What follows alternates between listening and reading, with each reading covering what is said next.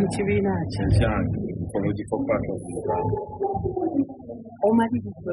Namalirira simaliridde kati namalirira dda. Embeera gy'olimu emala bumaze okubala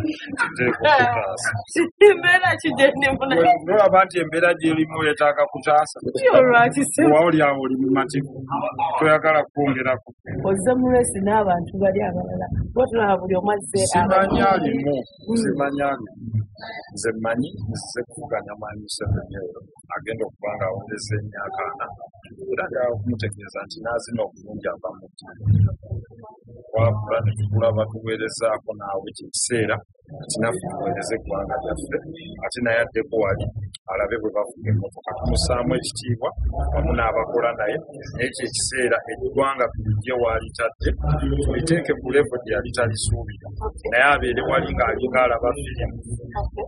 Waliwo abantu abalala bali mu resi n'abalala bazze kuwulira mwami nayaffe n'omuyimbi Bobi Wine naye omwaniriza okwesimbawo kuba pulezidenti bakiranga buli myaka 5 yalina obusobozi najja baba balonzi ne basalawo akati katulinde dibeeti ekikufuula outstanding abantu bakwesige bagambe kibanaye osaanidde ekifo ky'obwa pulezidenti kino kyennyini okubanga you can access the principle of accessibility. The vital soft power lies in accessibility, but also okubeera nga mmanyi nti nina ebirowoozo ebirungi ebisobola okusitula munnayuganda amujja wano waali okumuteeka ewalala. Bwe naaba nfunye obudde kujja tusengeko ekirowoozo ku kirowoozo. Nina Uganda wange wenjiraba, nina Africa wenjiraba.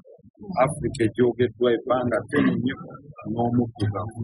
So for me ebimu ku bisinga obungi endabula omuddugavu gy'atyobolwamu mu nsi yonna. Ekiti kye nagambye abantu eggulo nti you can be a blind man naye ng'otambula, obeera otya muzibe ng'otambula, nti oyinza okubeera ne sayiti ng'olaba nga tolina kwolesebwa kye bayita vision. A blind man is a mind, he can be a man with sight without vision.